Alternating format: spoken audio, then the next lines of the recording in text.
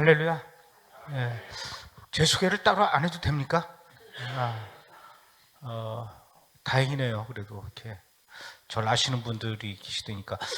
어, 어떤 인천에 있는 교회에서 목사님이 미국을 가신다고 저보고 와서 이 주일날 설교를 해달라고 그래서 갔더니 목사님이 교인들한테 저에 대한 소개를 잘 안 했나 봐요. 그냥 김종철 감독이 온다고만 하고. 그래서 그 교회 장로님들하고 권사님들이 그 교회가 감리교였어요. 그래서 야, 우리 목사님이 감리교 감독님을 이렇게 섭외를 해서, 근데 이 감독님은 영화를 되게 좋아하시는 분인가 보다, 그렇게 생각을 했다 그러더라고요. 저도 좀 당황스러웠어요. 근데 나중에 알고 보니까 영화 감독님이시네요. 이제 그래서 이제 제 정체를 알게 됐긴 했지만, 뭐 그렇다고 제 정체를 알고 나서 뭐 실망하거나 그랬다라는 건 아니에요. 그래도 어쨌든 이렇게 오늘 목사님께서 굳이 설명하지 않아도 이 말에 얼마나 마음에 놓이는지. 지금 이스라엘하고 하마스하고 이렇게 전쟁을 벌이고 오늘로 10하루째예요. 10하루째. 전쟁이 발발하면서 지금 뭐 전 세계 거의 모든 매체들이, 뭐 우리나라도 마찬가지고요. 모든 매체들이 지금 이 이스라엘과 하마스와의 전쟁 소식을 계속 전하고 있죠.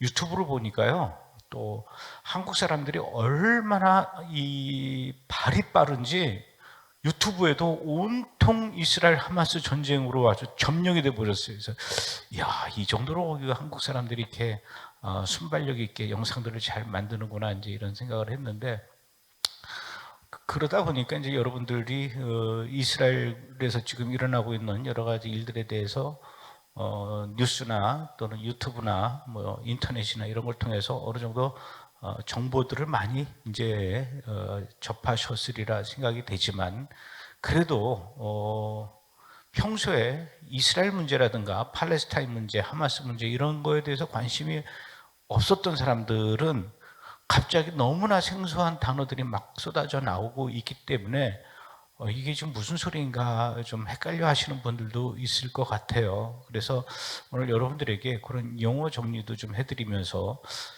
지금 이렇게 이스라엘에서 하마스와 전쟁을 벌이고 있는 이것을 우리는 성경적으로 어떻게 봐야 되나. 사실은 이 이스라엘에서 일어나는 일들은요, 이미 성경에 다 예언이 되어 있다라는 겁니다. 하나님께서는 우리 인류를 향해서 어떤 일들을 하실 때 그 일들을 이스라엘을 통해서 하신다라는 거죠.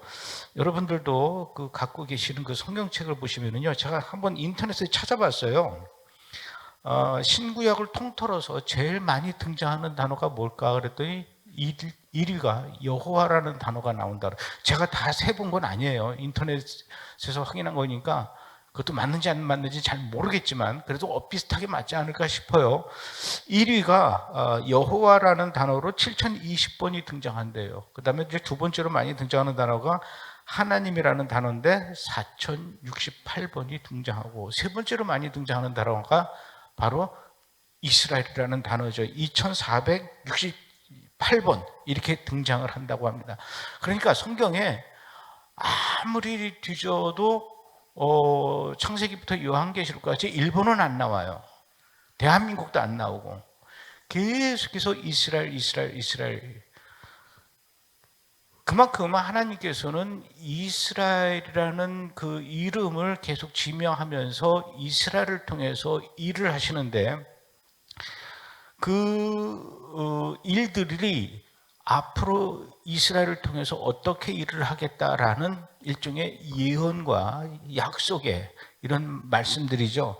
그래서 이 신약과 구약은 결국은 하나님이 우리 인류를 향해서 하시고자 했던 그 약속들이 기록되어 있는 게 성경인데, 하나님께서 일을 하시기 전에는 그냥 느닷없이 하는 게 아니라 반드시 선지자를 통해서 그 하실 일들을 미리 말씀하셨다라고 하지 않습니까? 아모스서 3장 7절에 보면 여호와께서는 자기의 비밀을 그 종 선지자에게 보이지 아니하고서는 결코 행함이 없으리로다.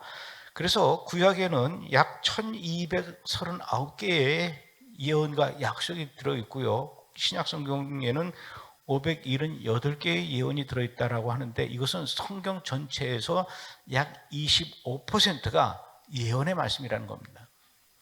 실제로 이스라엘 역사를 이렇게 보면은 하나님께서 그 이스라엘 민족들이 겪어야 할 일들을 미리 다 예언을 해 놓으셨고 그것이 어떻게 성취되어져 가는지를 가장 정확하게 알 수 있는 것이 지금 이스라엘 역사를 쭉 되돌아보면 알 수 있다는 얘기죠. 지금 이스라엘은 어떤 상황인가? 앞으로 이스라엘은 어떻게 될 것인가? 이것도 역시 성경에 나와 있다는 겁니다. 사람들이 잘못 생각하는 게 지금 현재 일어나는 일을 통해서 성경의 말씀을 꿰맞추려고 해요. 근데 그게 아니라 이미 성경에는 다 기록이 돼 있는데 이 성경을 통해서 앞으로 지금까지 이스라엘이 어떤 일들을 겪어왔고 지금 어떤 상황이고 앞으로 어떻게 될 것이라는 것을 알 수가 있다는 거죠.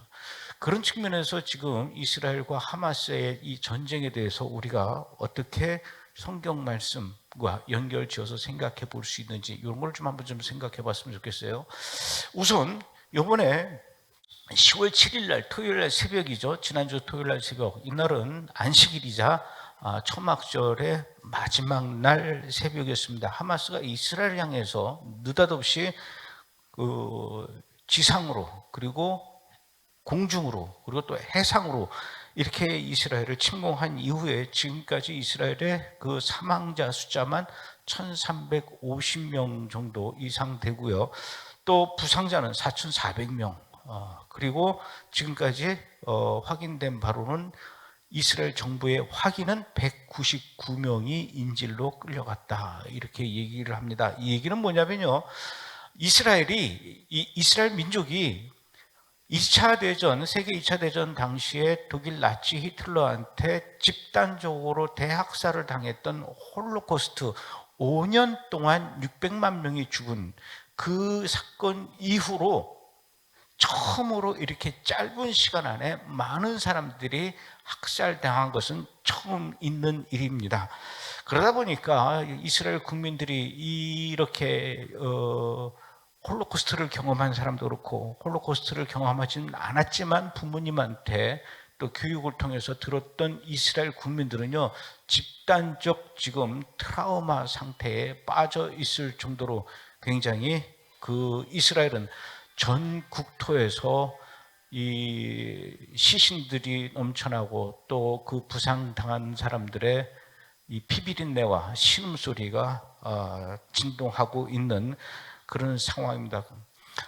이스라엘의 베냐민 네탄야후 총리는 당연히 단 한 명의 하마스 요원도 남겨놓지 않고 다 섬멸해버리겠다 이렇게 선포하면서 지금 보복을 선언했고요. 그렇게 말이 많고 서로 의견들을 내세워서 통일될 수가 전혀 없었던 여러분들도 뭐 뉴스를 통해서 보셨겠지만은 이번에 전쟁 나기 전에 이스라엘 얼마나 혼란스러웠습니까?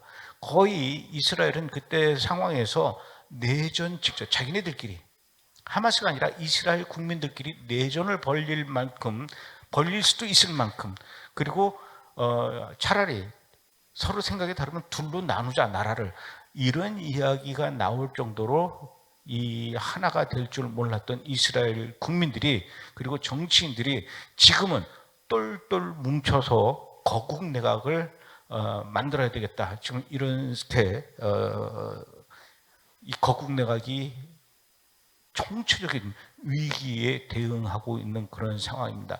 이스라엘의 그 정규 군인들의 숫자는 약 16만 명 정도 됩니다. 그런데 여기에다가 또 예비군 36만 명까지 동원이 되면서 모두 52만 명의 병력들이 막 집결을 해서 전부 다 총을 들고 나가는데 심지어는 95살 먹은 이스라엘의 할아버지도 나도 예비군으로 나가겠다 하면서 군복 입고 총 들고 나가고 있는 이런 사진이 뉴스에 나왔어요.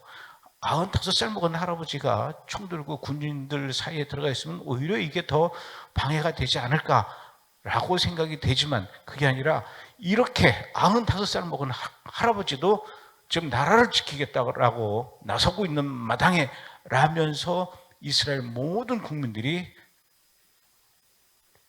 지금 사기가 하늘을 찌를 듯이 이루고 있는 상황입니다. 이스라엘은요, 지금 그 어느 때보다도 최악의 갈등과 분열의 시기를 지나고 있었습니다. 바로 전쟁이 일어나기 직전에요. 왜 그러냐면은 지금 이스라엘의 총리가 누구일까요? 베냐민 네타냐후죠. 베냐민 네타냐후 이전 총리는 베네트 총리라는 사람이 있었는데 그 베네트 총리는 진보 좌파 정권이었습니다. 그러니까 우리가 이스라엘 그러면은 굉장히 종교적인 나라로 알았어요. 근데 이 베네트라는 사람이 진보 좌파가 정권을 잡으면서 앞으로 이 이스라엘은 여러분들이 생각했던 그런 나라가 아니라 21세기 미래를 향해서 나아가는 새로운 나라로 만들어야 됩니다. 전에는요, 이스라엘 가면요, 안식일 날에는 아무것도 못했어요. 안식일이 되면은 여러분들 잘 아시지 않습니까? 유대인들은 안식일에 일을 안 한다라는 거. 형광등 스위치도 안 켜죠.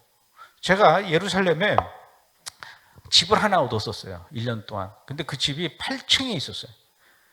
근데 그 건물이 유대인 건물이에요. 유대인들만 모여 사는 동네. 그러니까 굉장히 깨끗하죠. 엘리베이터가 있는데 그걸 미처 생각을 못하고 유대인 집으로 들어간 거예요. 안식일을 생각 못하고. 안식일 날에는 엘리베이터에 이걸 누르면 안 됩니다. 누르면 일이 되니까 이걸 누르지 못하는데 그럼 8층까지 어떻게 갈까요? 엘리베이터 1층 앞에서 기다리고 서 있으면은 한참 뒤에 띨렁 소리와 함께 문이 열려요. 그럼 들어가요. 아무리 안에 그 벌통 8층을 불러도 안 먹어요. 그냥 서 있는 겁니다. 그럼 어떻게 될까요? 그냥 기다려야 돼. 한 3분 정도 있으면 지가 알아서 닫힙니다. 그리고는 2층으로 올라가죠. 그리고 2층에서 내가 누르지도 않았는데 지가 알아서 또 열립니다. 또 3분 뒤에 다시 또 닫힙니다. 그러니까 8층까지 한번 올라가면 한 30분 걸리는 거예요. 열쇠를 잘못 들고 와서 열쇠를 가지러 위로 올라갔다 내려오는데 1시간 걸리는 거예요.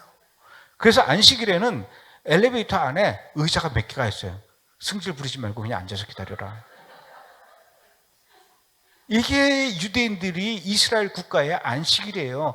그러니 뭐 대중교통이 다닙니까? 천만의 말. 잘 모르는 사람들은 금요일날 저녁에 슈퍼 가서 뭐 물건 사다가 토요일날 먹을 거를 뭐 이렇게 미리 금요일날 저녁에는 절대로 슈퍼문을 안 연다는 거죠. 토요일날 저녁까지. 대중교통이 다니지 않고 지하철도 안 다니고 전철도 안 다니고 백화점이나 슈퍼마켓은 물론 다 문을 닫죠. 그러면 외국인들은 그건 안식일은 너네들의 안식일이지 나는 안식이라고 상관없는 외국인 상관없어요. 그럼 어떡합니까? 국가가 다 이렇게 올스톱 시키는데. 그러니까 이 베네트 정부가 요즘같이 국제화 시대에 전 세계에 이스라엘로 많은 관광객들이 오는데 얘네들이 바닷가로 가려면 안식일날 가야 되는데 안식일날 움직일 수 있는 방법이 없지 않느냐. 이게 무슨 나라가 이러냐. 안식일날에도 무조건 이제는 버스도 다녀야 되고 병원도 열어야 되고 안식일날 돈을 안 벌면 백화점이 언제 돈을 벌라는 얘기냐. 안식일에 백화점 열어야 된다. 막 이렇게 된 거예요. 뭐 통곡개벽, 남자구역, 여자구역 어디 요즘 세상에 이렇게 남녀를 따로 구별해서 같이 해야지. 없애버려요. 뭐 이런 식이에요. 정통 유대인들이 그전에는 군대를 안 갔어요. 정통 유대인들은. 이스라엘 군대들 모든 사람들이 예의 없이 가는데 정통 유대인들은 안 갔습니다. 아니 나라를 젊은 애들이 총 들고 지키면 우리는 기도로 나라를 지키는 우리는 영적 군사야. 그러니까 우리 보고 총 들으라는 얘기 하지 말란 말이야. 이게 정통 유대인들이 없거든요. 근데 베네트 정부에서는 무슨 소리야. 정통 유대인들 다 군대 가란 말이야. 심지어 정통 유대인들은요 돈을 안 벌었어요. 우리는 24시간 성경 읽고 기도하기도 바쁜데 언제 돈을 버냐. 너네가 먹여 살려달라. 그래서 국가에서 그걸 다 이렇게 먹여 살려줬거든요. 베네트 정부 들어서 무슨 소리야. 저 생활비 다 깎아. 아니 어떻게 땀을 흘리지 않고 일을 하지 않고 먹고 산단 말이야? 니들도 다 돈 벌어. 이렇게 된 거예요. 막 나라가 확 변하는 것 같아. 그러면서 또 이상하게도 변하기도 했어요. 동성이 뭐 어때? 그래가지고 보건부 장관을 동성애자로 일부러 네가 보건부 장관에 동성애자를 갖다 앉힌 거예요. 게이를. 또 하나 이제 또 달라지는 건 뭐냐면은 이스라엘은 종교의 자유가 있어. 유대교만 믿는 게 아니야. 예수 믿는 유대인들도 다 괜찮아. 그러니까 그때 당시에는 메시아닉 유대인들도 되게 따뜻한 시간을 보냈죠. 그러면 그럴수록 누구의 불만이 커집니까? 정통 유대인들의 불만이 커지는 거예요. 근데 이 정통 유대인들이요, 1948년에 이스라엘이 건국할 때만 해도 정통 유대인들의 숫자가 4천 명밖에 안 됐어요. 근데 이 정통 유대인들은 산하 제한을 안 합니다. 막 낳는 거예요. 생기는 대로. 그래서 정통 유대인들 이렇게 가족들 지나가는 거 보면요, 일개 소대가 이렇게 움직이지 않습니까? 그래서 이스라엘 가면은 정말 많이 볼 수 있는 게 쌍둥이를 태우고 가는 그 유모차들을 이렇게 많이 봐요. 애들을 그렇게 많이 낳는 거예요. 그러니까 정통 유대인의 숫자가 계속 기하급수적으로 늘어가는데 지금은 이스라엘 전체 인구의 25%를 차지합니다. 25%를 차지하는 이 정통 유대인들이 지금 불만이 커지는 거예요. 우리는 지금 기도해야 되는데 막 돈 벌어오고 그러니까 나라에서는 생활비 안 준다니까 할 수 없이 지금 어디 가서 이 타이어 이 바람 넣는 일 하고 있고 막 정통 유대인들 막 수염 이렇게 길잖아요. 이런 사람들이 카센터 가서 일을 하면서 이게 일을 하는 게 아니죠. 지금 언제 무슨 폭동이 일어날지 모를 정도로 불만이 쌓여 있는데 이 베네트 정부가 1년 반 만에 또 쫓겨납니다. 그리고는 작년 12월 달에 새로운 정부를 뽑기 위해서 선거를 했는데 그때 누가 또 다시 등장하냐면 예전에 15년 동안 정권을 잡았던 베냐민 네타냐후라는 사람이 다시 정권을 잡게 되는데, 이스라엘은요 그 정부를 유지할 때 이 총리를 뽑을 때 우리는 대통령 선거를 많이 해봤지 않습니까? 대통령 후보가 있으면은 나는 이 대통령 후보가 마음에 들어서 이 사람한테 투표를 하면은 이 사람이 표를 많이 받으면 대통령 되는 거예요.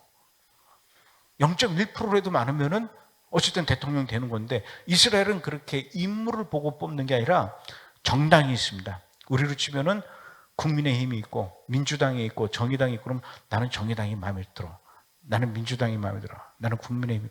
그래서 그 정당에다 투표를 이렇게 해서 국민의힘이 예를 들어서 국민들의 30%를 지지를 받았다, 민주당도 30%를 지지받았다, 뭐 정의당도 이걸 편파적으로 얘기하면 안 되니까 정의당도 30% 받았다.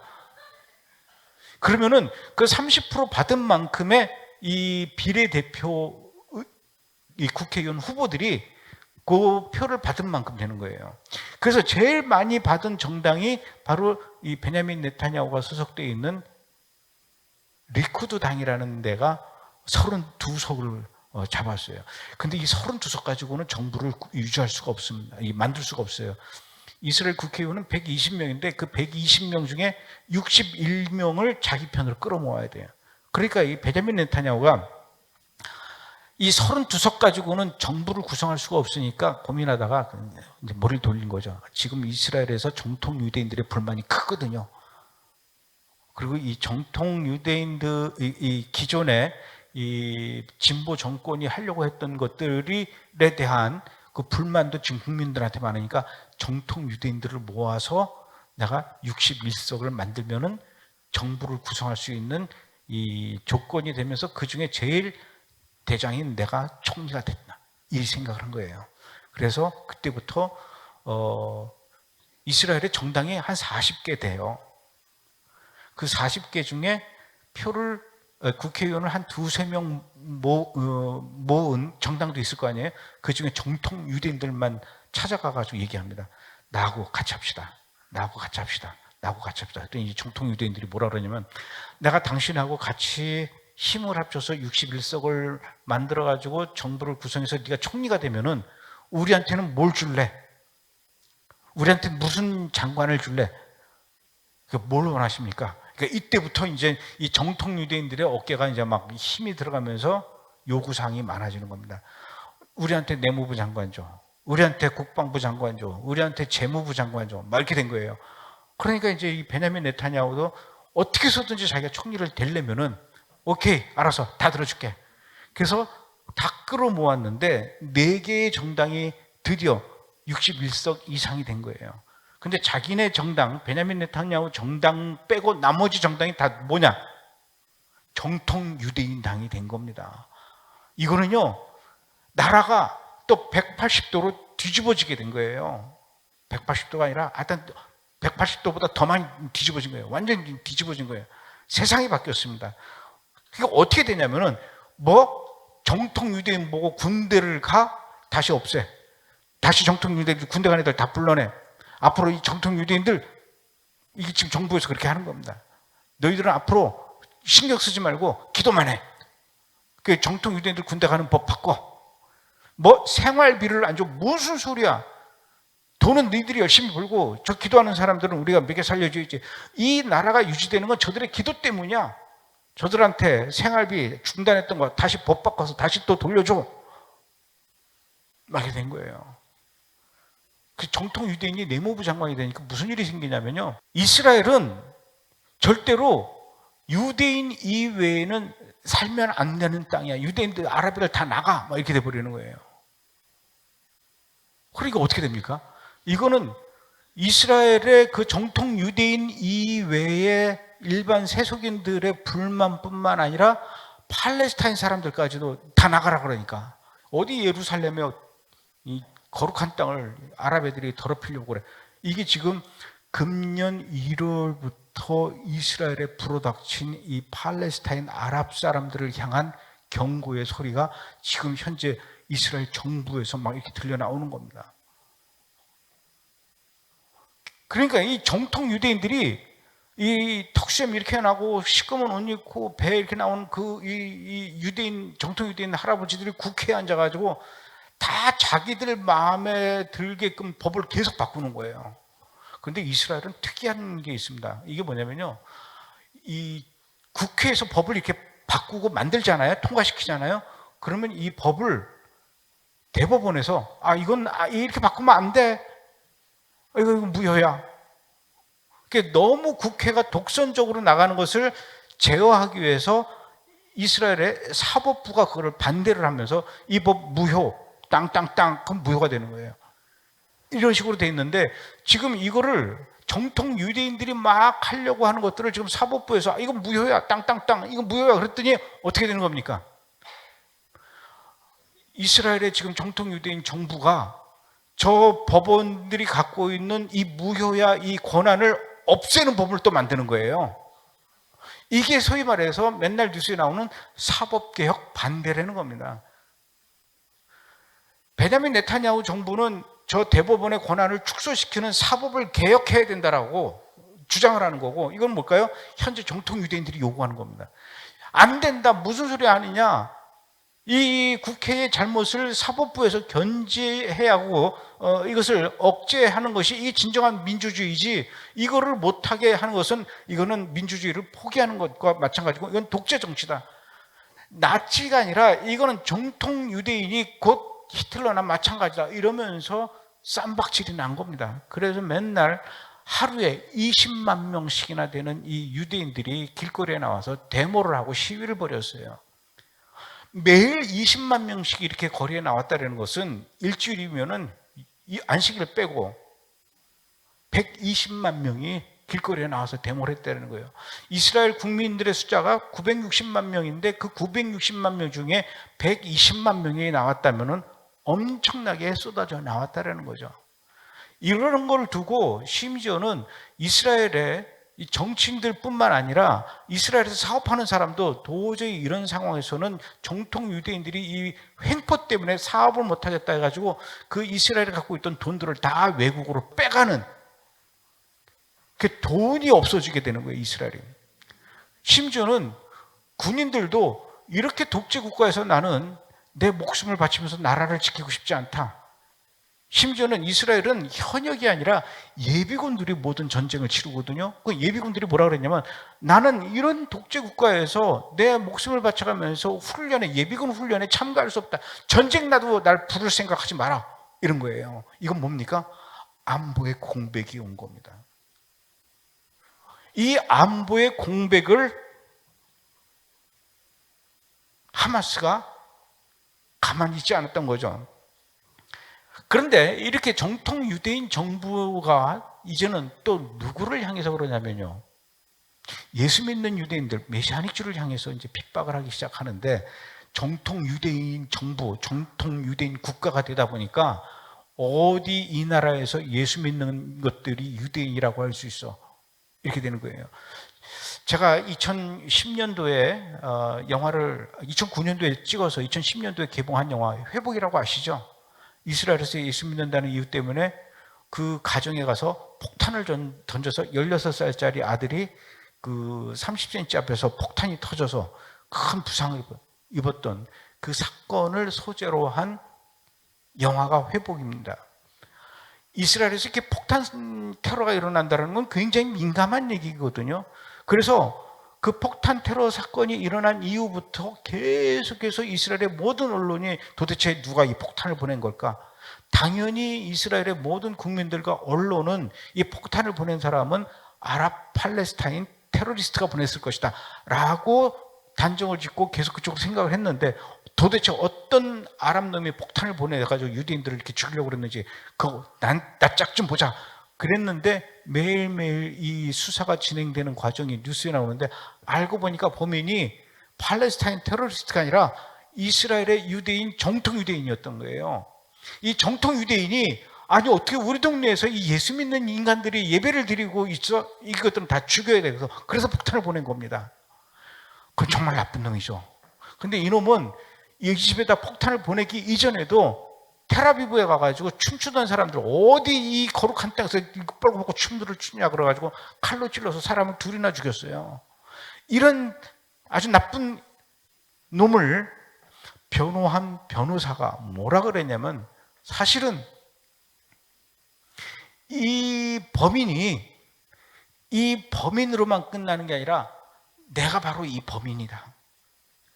그 얘기는 나도 이 범인과 똑같은 심정이다.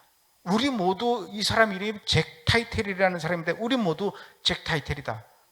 우리 모두 이스라엘에서 예수 믿는 인간들은 다 죽이고 싶어 한다.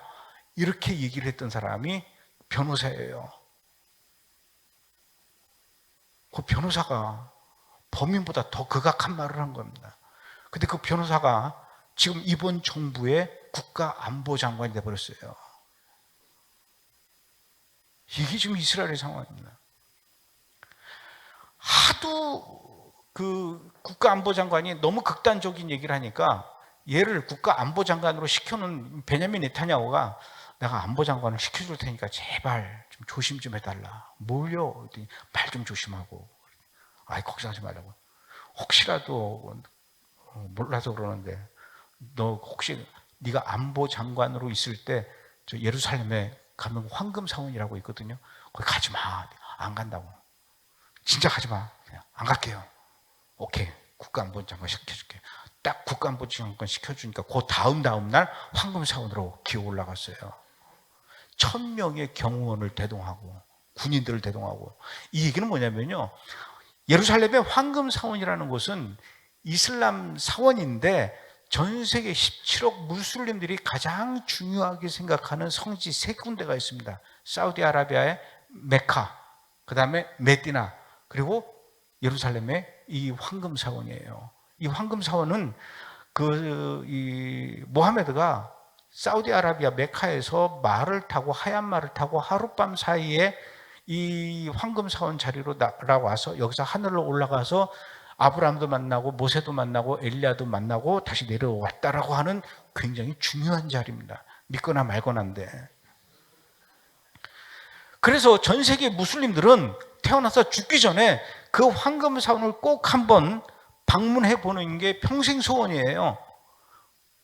그만큼 거룩한 곳입니다. 우리 1년에 2번씩 봄, 가을로 제가 이렇게 사람들을 데리고 이스라엘을 갑니다. 회복순례라는 이름으로 가는데 황금사원을 가요. 가서 이렇게 하면은 거기까지 갔으니까 나는 교회를 다니고 예수를 믿지만 그 황금사원, 그 무슬림 사원 별로 이렇게 자랑스러운 건 아니죠. 우리가 무슨 불국사 가서 그 부처 앞에서 사진 찍을 일은 없잖아요. 그래서 예루살렘까지 왔으니까 황금사원 왔다 갔노라 하고 인증사실 찍으려고 여보 이리 좀 와봐. 그래서 둘이 이제 끌어안고 이렇게 사진 찍으면 큰일 납니다.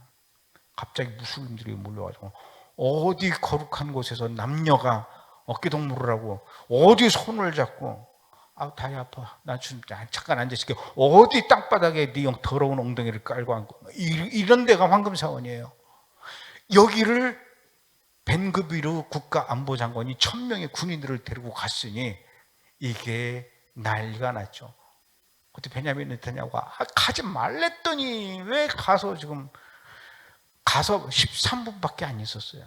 13분 있다가 왔는데 그 가 있는 동안 뭐라 그랬냐면은 이 벤그비르가 뭐라 그랬냐면요, 앞으로 여기는 무슬림들 뿐만 아니라 유대인들도 언제든지 여기 와서 자유롭게 기도하고 자유롭게 예배하고 자유롭게 제사 지낼 수 있어야 된다.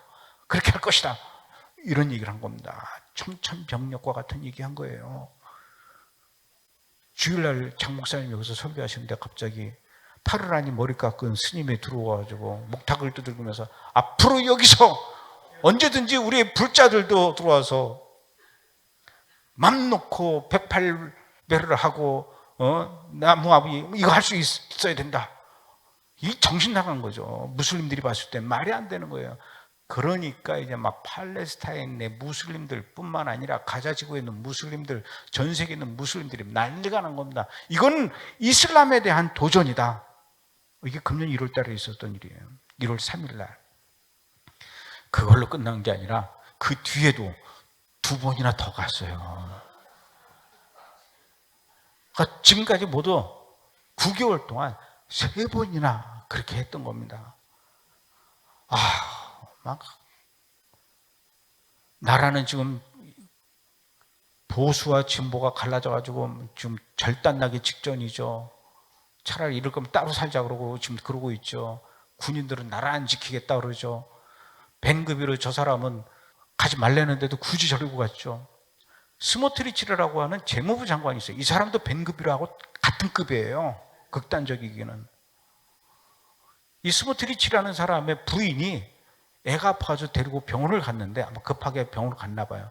갔더니 팔레스타인 사람이 아니라 이스라엘 시민권을 가진 아랍 사람, 분명히 그랬잖아요. 우리 같이 살게 해줄게. 같이 병원 이용할 수 있게 해줄게.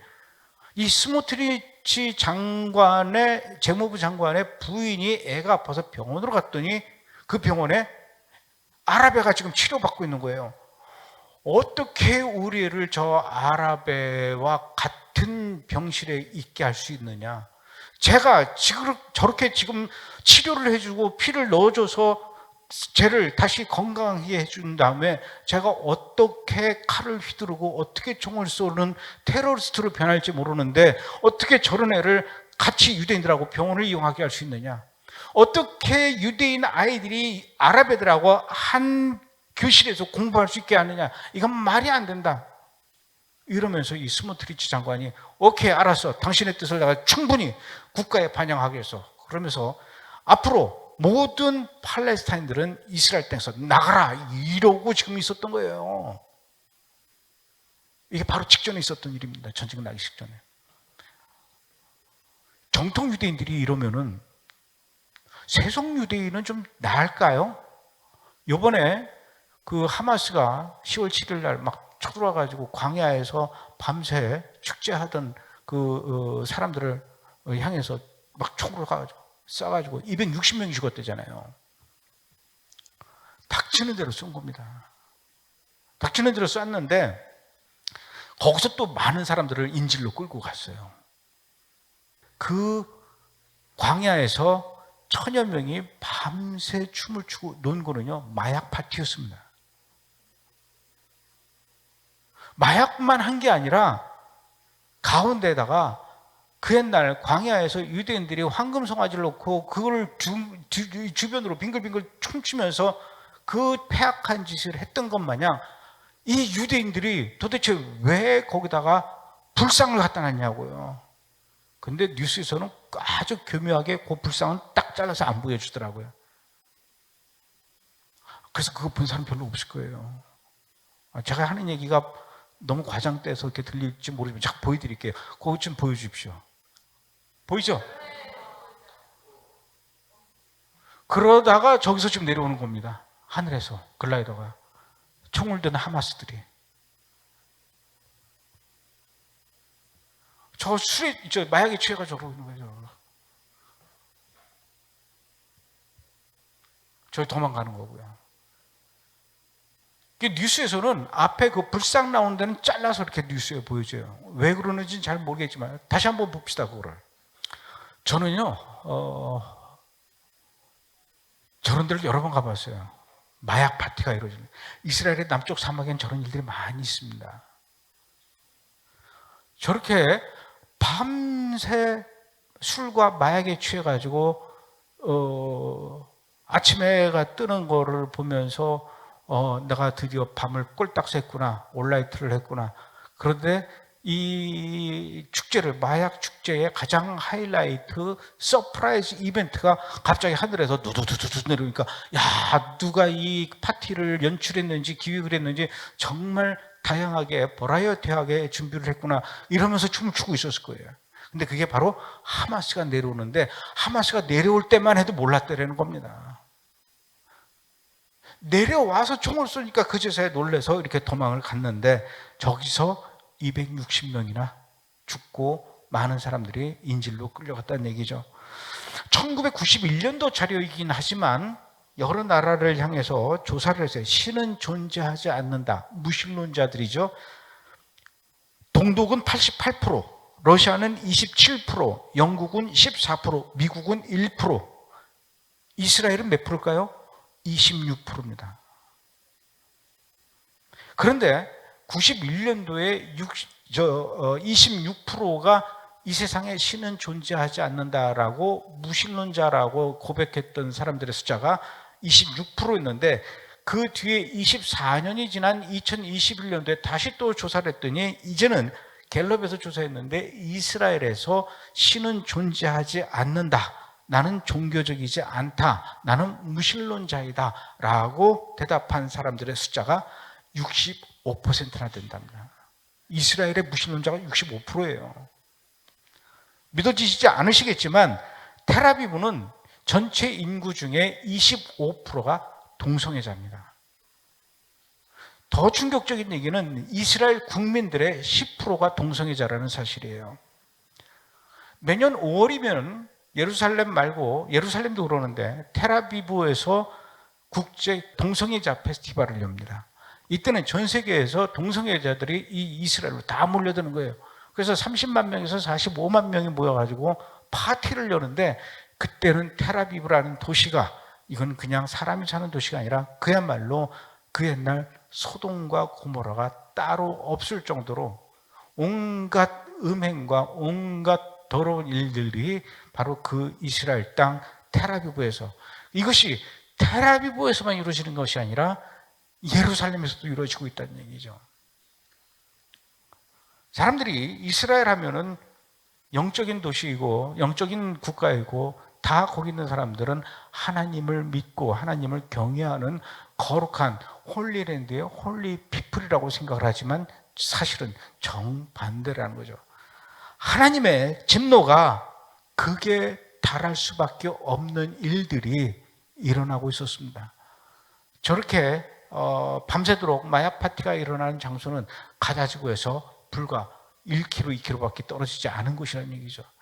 밤새도록 음악을 틀어놓고 반짝이는 조명과 서치라이트를 비치면서 춤추고 비명을 지르고 환호를 지르는 걸 저 철조망 뒤에 있는 가자지구의 하마스가 몰랐겠냐는 얘기죠. 기다려라, 동만 트면 너희들은 다 죽었다 라면서 동 트자마자 그들은 비행기를 타고 행글라이더를 타고 오토바이를 타고 이스라엘 쪽으로 와서 그들을 향해서 주저함 없이 그냥 총을 난사한 일이 이번 10월 7일에 일어난 겁니다. 당연히 하마스 혼자 한 일이 아니죠. 그 뒤에는 이란이 있습니다. 이란은 여러 가지 지금 경제적으로 또 정치적으로 많은 어려움에 빠져 있습니다.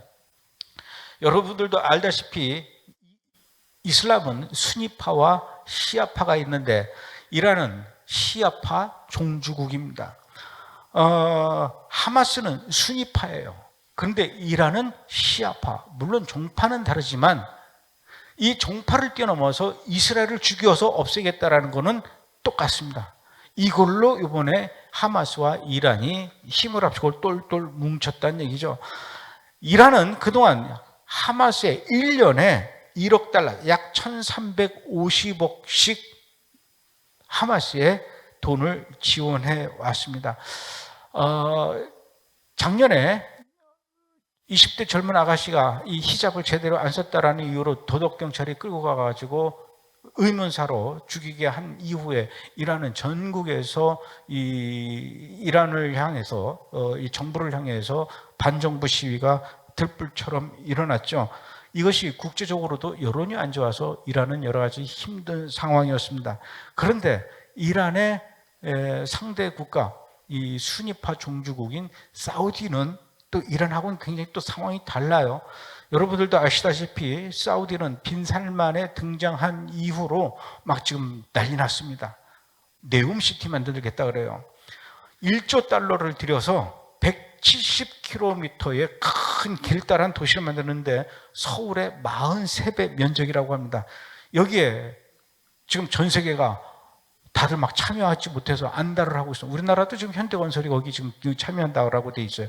이것뿐만 아니라 바다 위에다가 새로운 도시, 스마트 도시, 옥사곤이라는 것을 만든다고 하면서 이 사우디아라비아는요, 정말로 21세기, 22세기 미래를 향해서 나아가는 첨단 국가, 스마트 도시, 막 이런 이미지로 지금 막 전 세계에 온갖 주목을 끌고 있습니다. 보십시오. 이 시아파의 종주국이 이란은 경제적으로도 어렵고 또 국제적 여론도 어렵고 반해서 사우디아라비아는 지금 잘 나가고 있어요. 거기다가 이 카타르 같은 나라는 작년에 또 월드컵까지 했죠. 그런데 이스라엘이 카타르뿐만 아니라 막 여러 아랍 국가들하고 친하게 지내는 것 같아요. 카타르에 비행기가, 이스라엘 비행기가 왔다 갔다 하고, 카타르 월드컵에 막 이스라엘 사람들이 가서 응원도 하러 가기도 하고 구경하러 가기도 하고, 이스라엘은 아브라함 협정이라는 이름으로 지금 바레인하고 또 아랍에미레이트하고 모로코하고 이 이슬람 국가들과 수교하고 있습니다. 했어요. 그 다음 차례는 바로 사우디와 이스라엘이 수교할 차례다.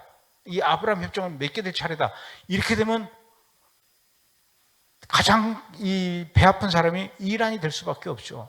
지금 바이든의 최고 이 목표는 어떻게 해서든지 이스라엘과 사우디를 묶어주고 싶어 하는 거예요. 경제 공동체로 잘 좀 살아봐라. 내 평생 소원이다. 이게 바이든의 평생 소원이에요. 그러기 직전에 지금 이란으로서는 마음이 급했습니다. 하마스가 이스라엘을 향해서 공격하는데 그 이번에 많은 이 로켓포와 또 그런 장비들은 전부 다 이란이 갖다 준 거라고 하죠. 북한이 그 하마스의 500km 되는 땅굴을 그 기술 자문을 해준 게 북한이에요. 왜들 그러는지 모르겠어요. 끼리끼리 올린다고. 무기도 북한이 이란에다가 그 무기를 주면은 이란은 그 무기를 다시 또 하마스에 갖다 주고, 그래서 이번에 하마스가 이스라엘을 향해서 쏜 그 무기들 중에는 또 북한제가 그렇게 많이 있는데, 현재로서 그 이란은 하마스의 이번 공격은 우리 이란하고는 상관이 없다, 이렇게 발뺌을 하고 있는 그런 상황이지만, 이란의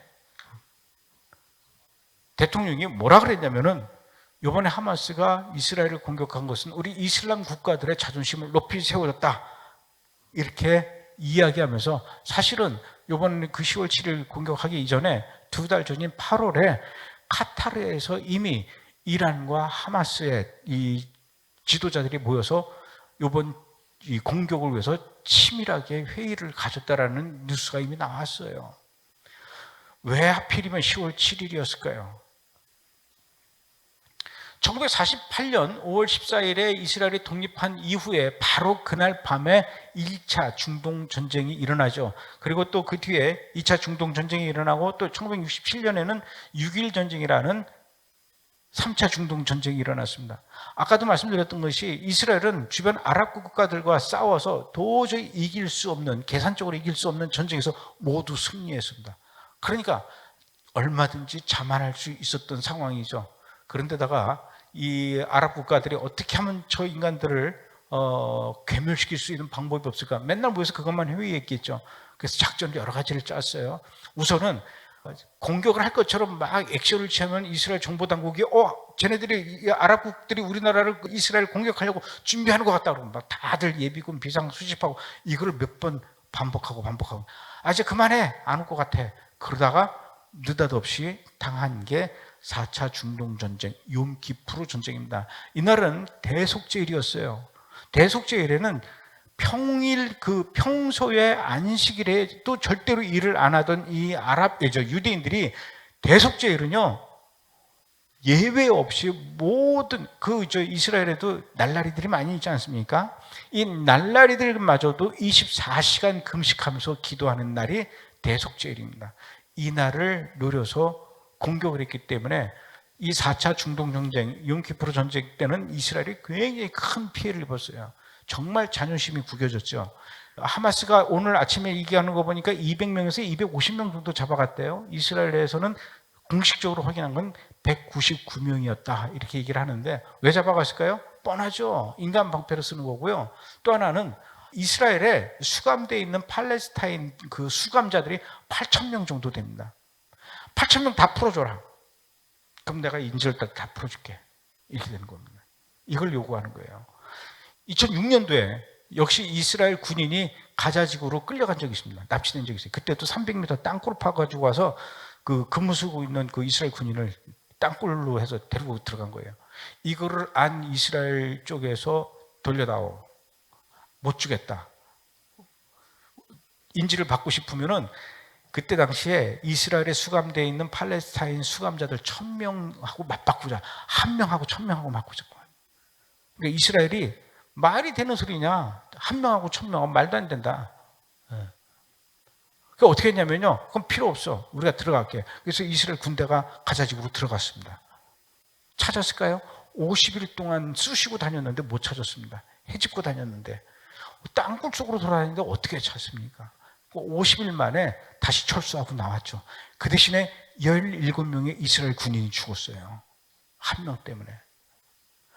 그러니까 이스라엘에서는 무슨 일이 난리가 나겠냐면요. 이스라엘 국민들의 여론이 나뉘는 겁니다.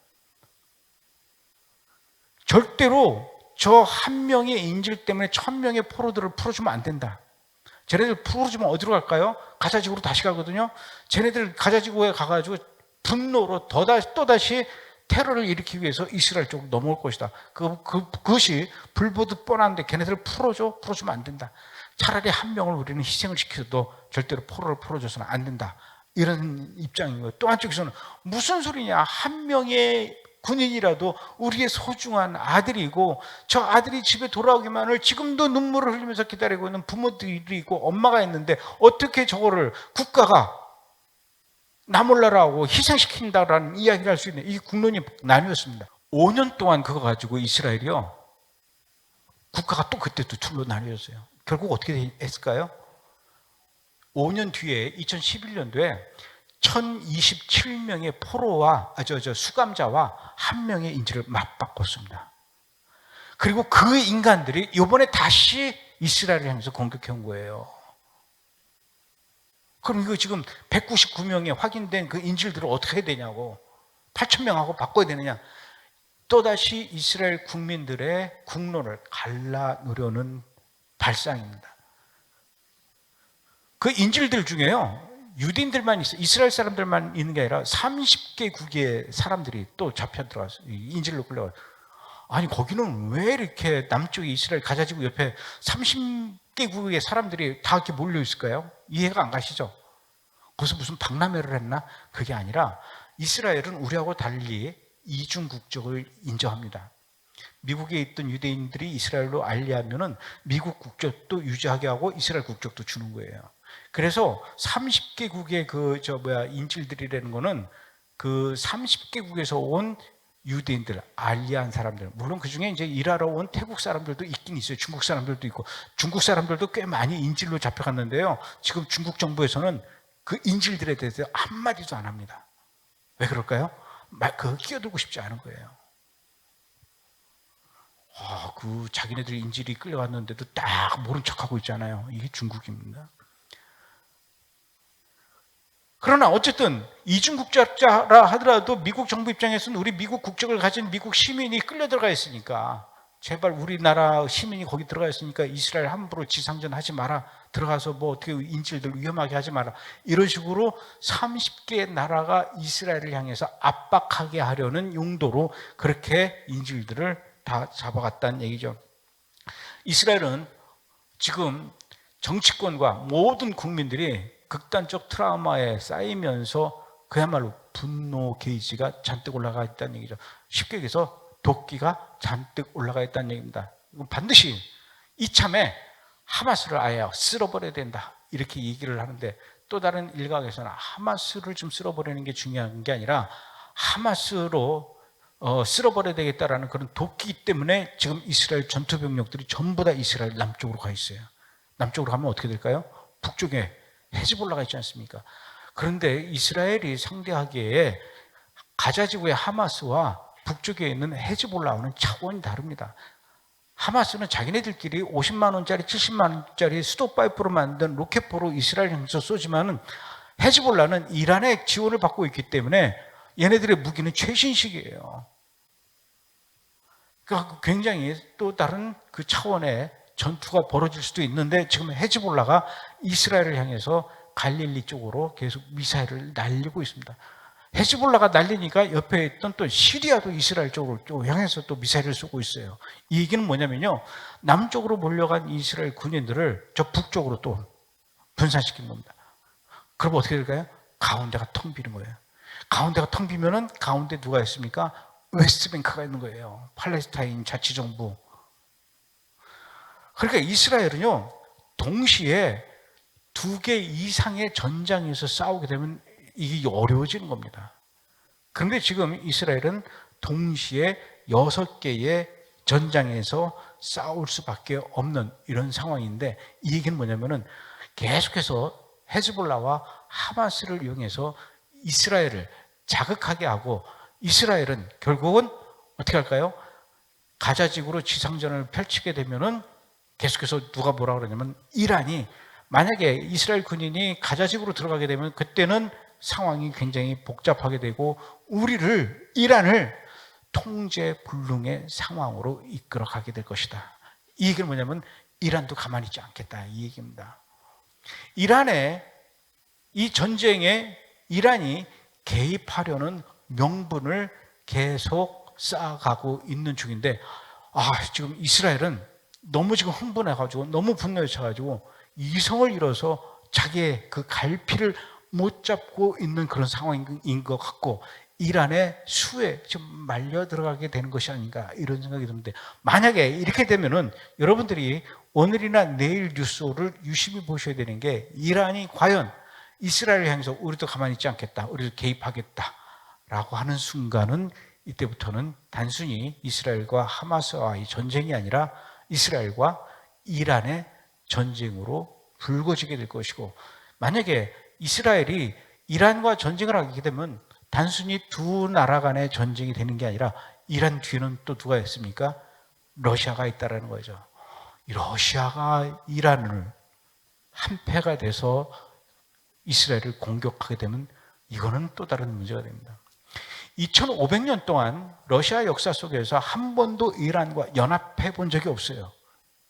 그런데 이제 연합을 한다고 합니다. 그 전쟁의 결말은 뭐 저보다도 여러분들이 이 요한계시록 공부를 많이 하시는 여러분들이 더 잘 아시겠지만, 지금 성경에서 보여주셨던 이스라엘을 향한 하나님의 계획표, 이스라엘을 향한 하나님의 시나리오가 성경에 그대로 기록이 되어 있는데, 그 기록이 지금 성경에 맞춰서 우리가 살아가고 있는 이 모습들과 연결지면은 어디쯤 그 시나리오의 몇 페이지쯤에 우리가 와 있는지를 알 수가 있다는 얘기죠. 제가 이스라엘과 하마스와의 그 전쟁으로부터 시작이 된 이런 이야기들을 쭉 해나갔는데, 결론은 그거예요. 지금은 굉장히 중요한 시기에 우리가 살고 있다는 겁니다. 깨어 있어야 할 때이고, 또 우리가 눈을 분명히 부릅뜨고 있어야 되고, 부릅뜬다고 해서 다가 아니라 어떤 게 진실이고 어떤 게 가짜인지를 또 구별할 줄 알아야 되겠죠. 연구하고 알고 또 기도하고 성령의 음성을 들으면서 이 영의 눈이 뜨여진 여러분들이라면 지금 이 시대가 어떻게 흘러가고 있는지를 잘 아실 수 있으리라 믿습니다. 아마도 어제부터 시작돼서 이제 내일까지 이어지는 이 세미나를 통해서 여러분들이 그 하나님의 시간표를, 그 요한계시록에 그 보여줬던 하나님의 시나리오를 분명하게 파악하는 그런 시간이 될 줄로 믿고, 저는 그 중에 이스라엘을 보면서 우리가 알아야 될 수 있는 부분들을 설명해 드렸습니다. 고맙습니다.